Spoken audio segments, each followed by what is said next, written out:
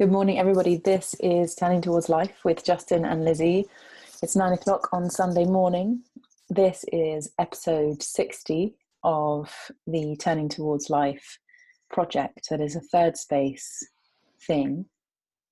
If you want to know anything more about third space, you can check us out, thirdspacecoaching.com. And you can also see all of the things we've ever made on turningtowards.life. And we also have a YouTube channel.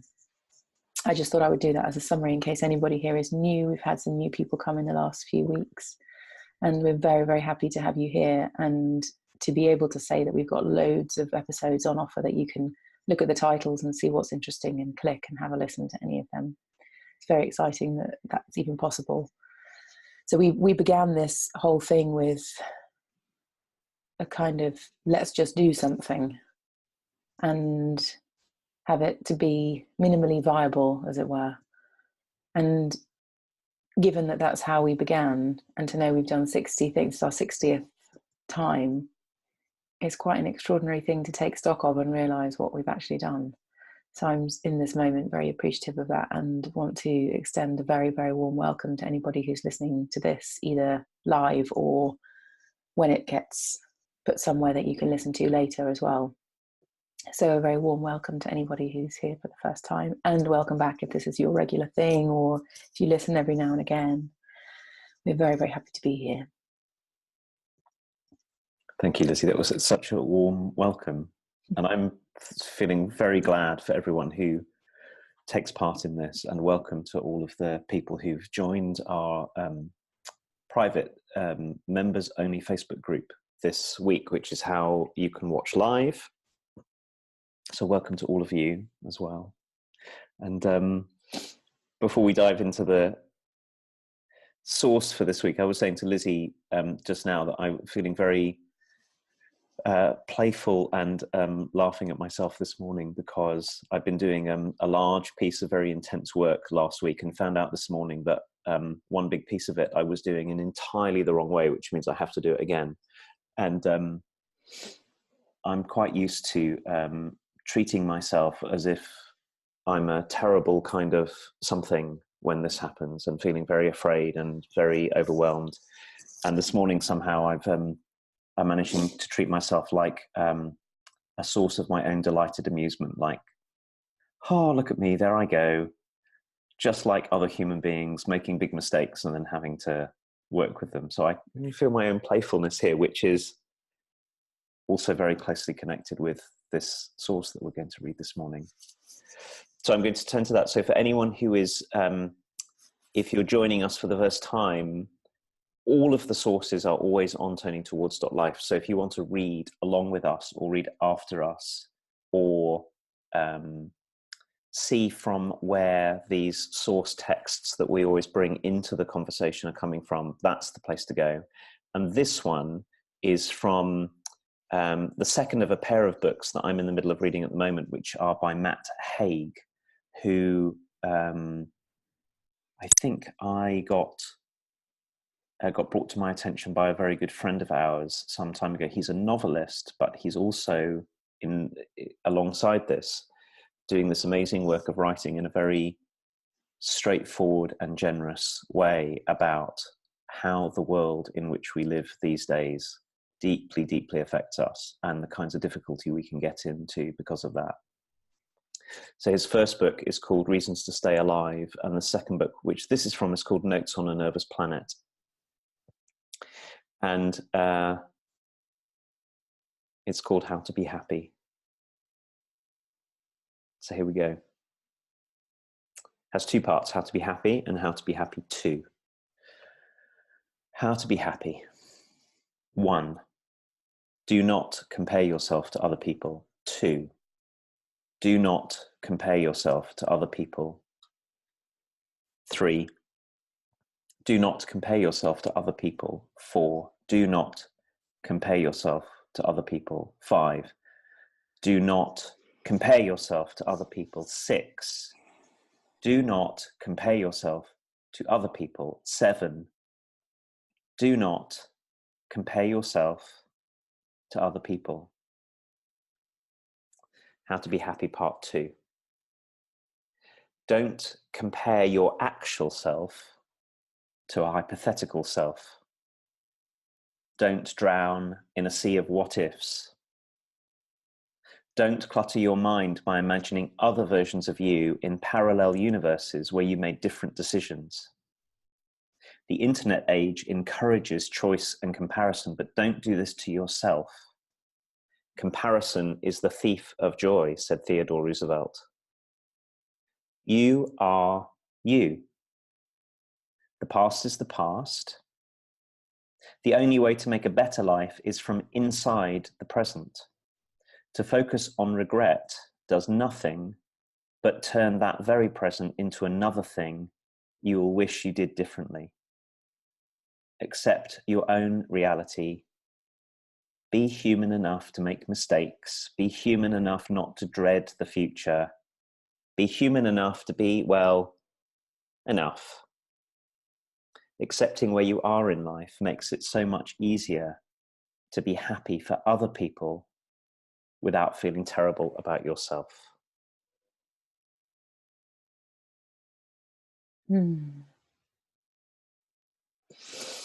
So here we go. How to Be Happy by Matt Haig. Number 1, do not compare yourself to other people. Number 2, do not compare yourself to other people. Number 3, do not compare yourself to other people.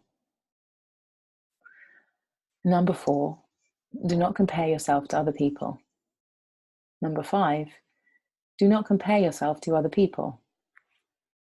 Number 6, do not compare yourself to other people. Number 7, do not compare yourself to other people. How to Be Happy, Part 2. Don't compare your actual self to a hypothetical self. Don't drown in a sea of what ifs. Don't clutter your mind by imagining other versions of you in parallel universes where you made different decisions. The internet age encourages choice and comparison, but don't do this to yourself. Comparison is the thief of joy, said Theodore Roosevelt. You are you. The past is the past. The only way to make a better life is from inside the present. To focus on regret does nothing but turn that very present into another thing you will wish you did differently. Accept your own reality. Be human enough to make mistakes. Be human enough not to dread the future.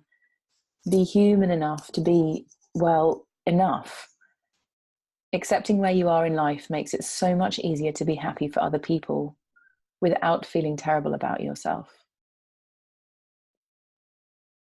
I think this is so astonishing. And I want to just briefly appreciate the way that Matt Haig writes in super straightforward language. This is true of all of his writing that I've come across, is that he manages to do something very important and very powerful without making it sound far away or like you have to be sort of esoteric philosophical master or something. That's right. And I picked this one, Lizzie, because, oh my goodness, this gets me so often. I have to work so hard not to have this be the frame, all of it actually. And there are parts of it that particularly move me. But, you know, I was listening to, I'll tell you this story. This week, Michelle Obama's biography has been on the radio. And I was driving somewhere and I was driving to go and have a swim and I turned it on and I listened to her and it's wonderful and amazing. And I could feel the part inside me as she was talking about the time when she met for the first time the man who she was going to marry and all of everything that the life was going to bring because of that. I could feel the part of me that goes, well, why wasn't I like her then? And why wasn't I like him then? And how come my life didn't turn out the way theirs did? And how come I'm not president of the United States? Literally. Which is completely impossible. I'm not even a citizen of the United States, let alone. Why didn't I study law? Why didn't... And so not only was that going on, but then... I know, it's funny, isn't it? but then there's shame coming up, and then the next thing that happens is I'm in the shame and fear of it, not in the, I mean, you can hear how crazy the thoughts are, but that part's gone very quickly, and then I'm driving along feeling some level of awfulness about how come my life is this way and not that way. And once that the moment of comparison actually was very brief, and you know, as I say it to you, it's obvious how ridiculous it is, and yet there I am driving on my way to my swimming with this deep feeling of something's wrong, and I don't even know what it is, and it was my fault that it's wrong in this way, and I all of that. And then last part is I am so moved. I just want to connect to the last line that he says. He says, you know, when we start to accept ourselves in our own lives, we can be much more generous to other people regardless of their situation without comparing. And so once I've got into this narrative of somewhere along the line, I made a terrible mistake, didn't choose to live the life of the Obamas, apparently. So now I'm so small and worthless and blah, blah, blah, blah. Then, of course, anybody else who comes into my path where there's something wonderful going on, the part of me that is ashamed finds it very, very difficult to be in contact with, in a loving way, with their goodness and just revel in whatever it is that's going on in their lives, because it's already in a comparison, like, oh, here's another example. So it's so interesting to see how all of this dynamic is not only clearly a dynamic which has me, and I suspect many people, because he's writing about it, sort of like at a remove from life and not being in life as it is, but always in comparison. It's also so hard to be in generous, open, receptive contact with anything from there. So the thing I'm laughing at, Justin, is the line, why aren't I the president of the United States? I know. For some reason, I'm worried that that's not going to start making me laugh at this whole thing. Oh God. And I totally get it as well. Like, I know the part of me that, you know, I'll take something small and then I'll take it to like the nth degree. And I even have like these ridiculous fantasies of like, well, if I met Brad Pitt at the park gates, this is what I would say to him, kind of thing. And like, I don't even, you know, sometimes I don't even know the tiny thought that came from. But, you know, I have this capacity to kind of fantasize and catastrophize and take myself down. So, you know, like you took yourself so far down the road. I so know that part of myself, and I can be kind of wandering along daydreaming of a scenario. The likelihood of it happening is zero. And yet there's some, you know, there's some kind of longing or some kind of something to be clearly somewhere else and in a different life as well. You know, I think what I appreciate about this is the first bit of just the discipline of those 7 times being told, because I think this is maybe one of the kind of the shadows of compassion, in that we relate into other people's lives very naturally as human beings. We listen to Michelle Obama and we stand in her shoes for a second, and in that second it's really beautiful. We can connect, we can imagine someone else's life. Like, what a beautiful thing.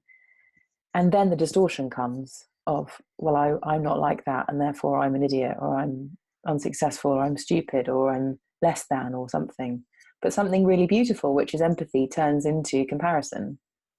And the discipline then comes with, how can I be with the beautifulness of Michelle Obama's life and not start beating myself up with her life and doing all this stuff that we do to ourselves? And I think it's really does feel like a discipline to me. I don't think it's a one-step wonder. I don't think you can just say this to yourself and then that's it. It's like living this every day and allowing it to be integrated and embodied in catching ourselves and observing ourselves and learning what it means to be present. and to be in receipt of this life that's our life, and dignifying it by being in it, rather than belittling it by trying to be somewhere else or wanting something different. And it's a tricky deal. It really, really is. And we've got so many things going on that take us out and take us away. Like he talks about the internet and this whole choice and comparison thing. It's appealing to us all the time. It's appealing to our lower nature, if you like, the part of us that's frightened, gets sucked into advertising campaigns and all these different things that are going on in the media and marketing and the news and the way people talk about other people. And so we have to find our own discipline around it, I think, our own wish to stay in this life and be in this life and let things be the way they are and find our joy. And the joy that can be found is in our own being and in our own gratitude and in our own life. And it's hard. And I really also appreciate Matt Haig's direct language and simplicity. And I was doing something in the last 2 days of last week, and there was a saying, and I can't remember who, this is so typical me not being able to remember who said the quote, but they were saying, any old fool can make something complicated. It takes a genius to make something simple. And this is what this feels like to me, is that he has distilled, from having read some of his work, I understand that he has, like all of us, a very complex inner world and a very big imagination. And so the kind of talent that it is to simplify something down, I really appreciate that. And it really gets to the heart of things and speaks to our experience so beautifully and is very direct with us. Don't clutter your mind by imagining other versions of you in a parallel universe. But, oh, okay, I won't do that then for this second and see. So it's a kind of, feels like it's cutting off all the things that prevent us in a moment from being present and being very clear about that. And I feel really, really grateful for the invitation to accept this reality and dignify this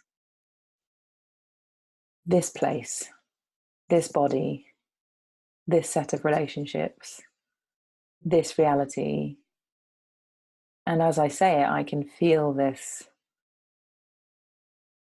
experience of lightness arrive, because I feel powerful there. I can enjoy my life from my life, but I can't enjoy my life from a different position that's not here. I can't enjoy my life from the future that I've imagined. I can't enjoy my life from standing and regretting in the past regrets, like he's saying. So I feel like it's an invitation to powerful reception and appreciation, and being somewhere fully gives us the gift that it's supposed to be giving us. Like, it's there. It doesn't, the present moment, the nowness of life doesn't go anywhere. It's always, always benevolent, always saying, well, if you come back, I'm here. It's always on offer. It doesn't disappear because we neglect it or we mess with it or we ignore it or we're totally on another planet or out to lunch, as some of my Enneagram teachers used to say to me. The Enneagram is a personality model that I've studied, and some of my teachers were very straight with us about when our personalities rather than our true selves are in the driving seat, and they would call it being out to lunch, when we're kind of in denial about the fact that we are doing this. Because it's also possible to be in denial about the fact that we're out to lunch and to be clean with ourselves, just like Matt Haig's trying to be clean with us here. I think is really important to be able to do this, and for this safe space to be made that we can admit that we do this is really important. Because it's also, as you say, it's really shameful to go, oh God, I wander around wanting other things that people have that I haven't got, or comparing my house to someone else's house, or the fact that my life is like this and theirs is like that. And actually there's so much on offer right here. And that's the gift I'm receiving in this moment from this. Really, really beautiful. Mm. Yeah, you speak about it very beautifully as well, Lizzie. And the things that came to me whilst you were talking was what an invitation this is to practice.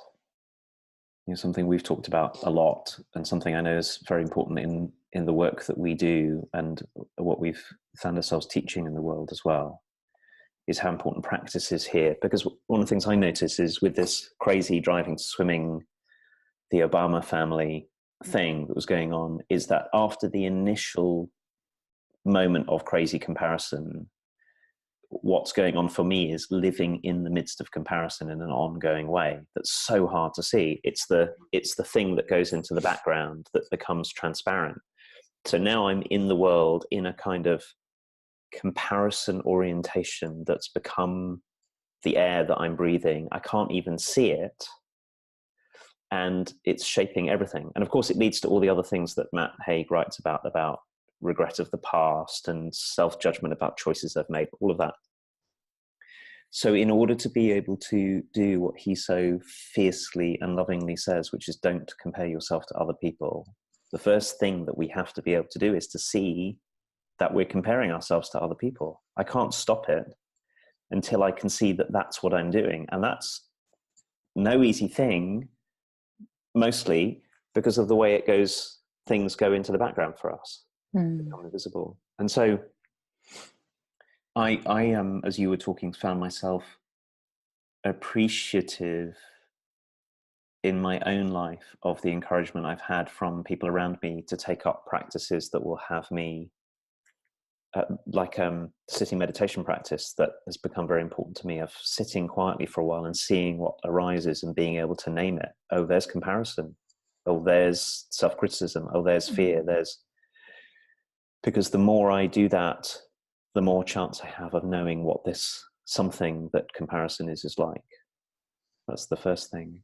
And the second thing that I think has helped me this week with being very playful with it has been starting to consciously and purposefully pay attention to this topic of comparison.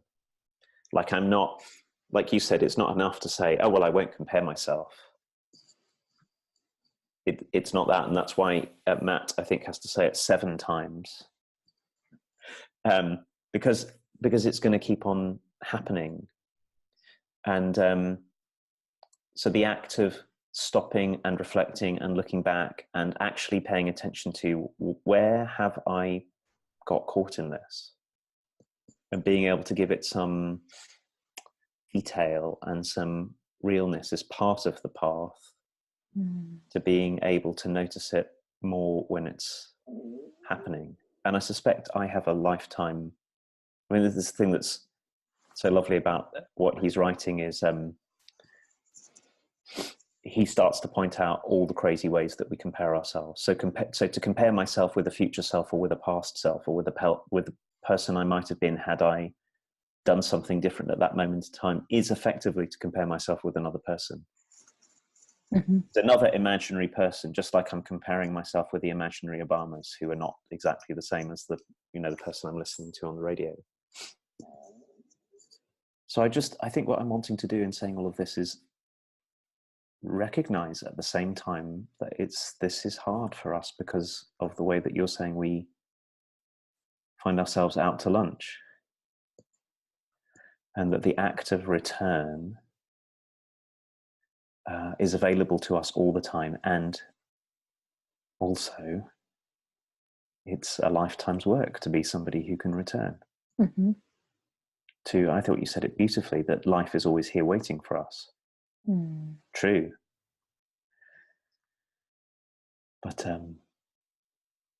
can take a lot of support and a lot of discipline to be someone who can return to life from the midst of not even knowing you've gone a long way away. I notice as well, as you say, what helps you, Justin, I'm reflecting on the same thing for myself, and realizing that humans are really important for me to be able to appreciate and receive my life. And that somehow I find the people with whom I have relationship are there to be appreciated. And when I appreciate them, I get to receive my life in my own being.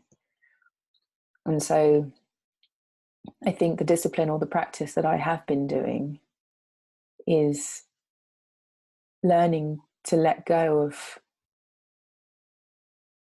other things I might be up to in favor of appreciation. And as I appreciate people's goodness and people's being there in my life, and I vulnerably step into relationship more and ask for contact, it seems to be the gateway that allows me to be in receipt of my life.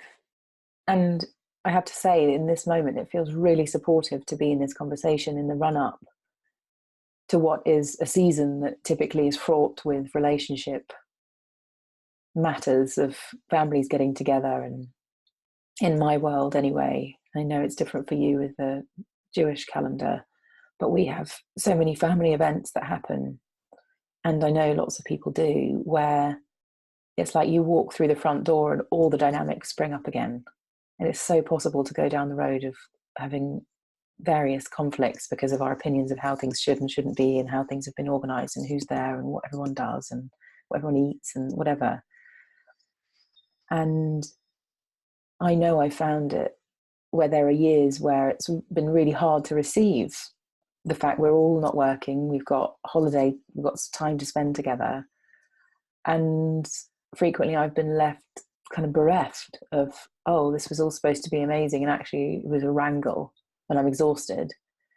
And the switch for me is through appreciation and not comparing, and those things I think being kind of two sides of the same coin. Because I think appreciation is the lightness of empathy, of connection. And I think comparison is like the dark side of it. And I think it always begins in the right place. But it is a discipline to stay in inquiring as to what's here, inquiring as to into what's in this moment and what I can feel and see. And through connecting with other people, really and vulnerably, that channel for me to receive my life seems to open, and I can feel, and I can be in receipt of the gifts that might be here, through the people that are here, through the trees that are here, through the light that is here, through what the autumn colors look like, through what it feels like to be snuggled by my niece at the front door. And to not take those things for granted unconsciously, but actually turn towards them fully, so that I'm in receipt, in receipt, in receipt, in receipt. And it's like it's the thing that fills me up so that I can be happy for other people without feeling terrible about myself. So I think accepting where I am is to do with appreciating where I am and finding the goodness of where I am, and having that be my orientation to life, rather than finding the holes in things and seeking to pick something apart for its imperfection.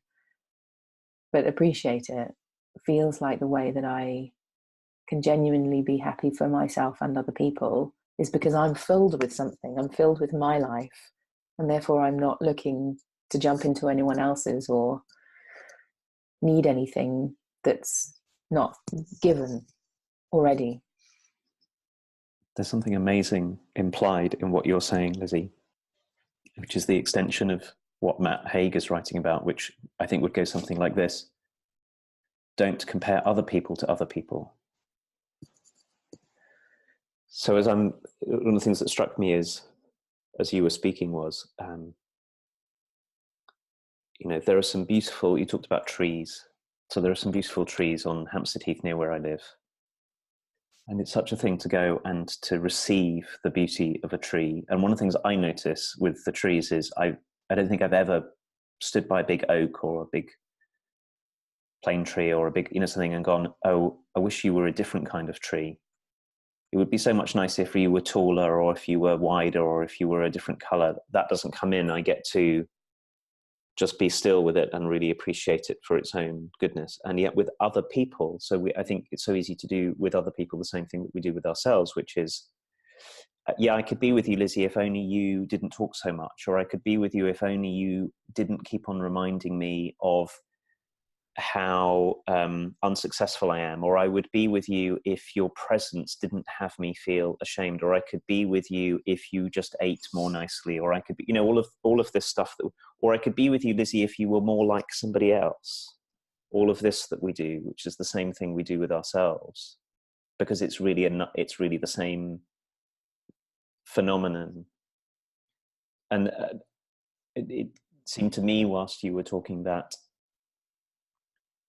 the move to welcome and be with our own lives and be filled with our own lives is the same as the move that allows us to be with other people, even though there may be things that they do that we wish they would do differently, and requests we want to make, and all of that. I'm not cutting that part off. But what happens when we can welcome the life that is other people for its own goodness is again the path out of this way that we make ourselves crazy by comparing all the time with what's not and what could be. Yeah, and as you're speaking, I'm feeling this whole thing of, it feels like a matter of deepening. Like if I can deepen and widen my presence into this moment, into what's here, I come off this kind of horizontal, referencing things outside of me, over there, out there, in the future, behind me. This is probably my spatial thing in myself happening here. And if I then take that horizontalness and imagine that it turns into some kind of verticalness, some kind of deepening in my body, feeling the ground, observing more clearly what's here, both in my sensations and my feelings, and in my surroundings and in the human beings, and seeing to the depth of people, not the surface activity that they're up to, but something deeper, a whole different world opens up. And so to appreciate in that way feels like something different happens. And so it might mean limiting my exposure to the media. It might mean not listening to certain things so much or looking at certain things so much, and just allowing myself a kind of detox or something to say, how can I live here? My wonderful friend Sue the other day, I think she's much, much older than me. And so she lives on her own, and she's got these wonderful, less current practices. So, she's just got an iPhone and she's got no idea how to work it. And she's so excited that somebody might show her one day, but for now it's going to stay in the box kind of thing. But everyone's told her she has to do it, so she's done it. She's very, very open-minded, wonderful person. And she said, I have all my pictures up down the hallway. And every day I stand there and I look at them and I enjoy them so much. She said, I've got one of you with the 2 children, and I stand there and I smile and I laugh because I remember the moment that the photo was taken. And they're things that, for most of us in our houses, whatever's on the wall has gone into the background long ago. And that depth of presence to our current habitual surroundings is so inspiring to me. And I feel like that's what I want to cultivate more and more, is how do I really appreciate what's here and not fly into another world through my mobile phone, or not fly into imagining something else, or over listening to the news or the radio or whatever. So I'm going to take this and have a practice on this Sunday. And we have a family day today. We're doing Christmas wreath making and picking cones from the floor and making firelighters for our family's children's school. So I'm going to practice this and genuinely feel grateful for being in receipt of this in this moment, and seeing what gifts it can keep giving me through the day. How about that, where we've landed at this moment where it's time for us to stop on what it is to practice depth of contact with our own lives and with the world. Mm-hmm. And the last thing I would say is I want to retitle Matt Haig's chapter and change the word happiness to joy, because happiness is wonderful, and it seems to me that there's a bigger, wider, deeper, more expansive word that we need for that includes those moments of great delight, but also can include standing in the hallway, maybe not feeling happy, but feeling a deep, deep, deep appreciation, or welcoming our families. And happiness isn't the uppermost mood, but deeper than that, alongside whatever's going on top is the oh my goodness, what a thing it is to be here and be conscious in the world and have others when we can find that, or even just to have myself. So thank you, Lizzie, and thank you, everyone. It's such a treat to be able to do this. And we will be back next Sunday, same time, for episode 61. And we'll see you then. Bye, everybody. Bye-bye.